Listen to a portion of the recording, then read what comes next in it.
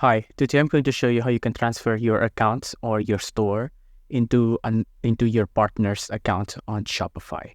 So once you're on your Shopify admin dashboard here, go on the bottom left onto settings, and on settings, go to users and permissions. On users and permissions, you can see that right now I am the store owner.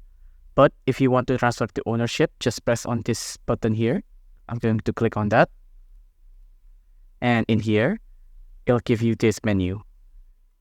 You put in the email of the partner account. You give the first name and the last name as well. And then you type in your password to confirm. Be mindful that the new store owner will be able to remove you from the store or change your permission. They can view or edit credit card and banking information, and they can pause or close the store. But once you have filled out all of these fields, just press on transfer store ownership, and then your store will be passed over onto the partner account.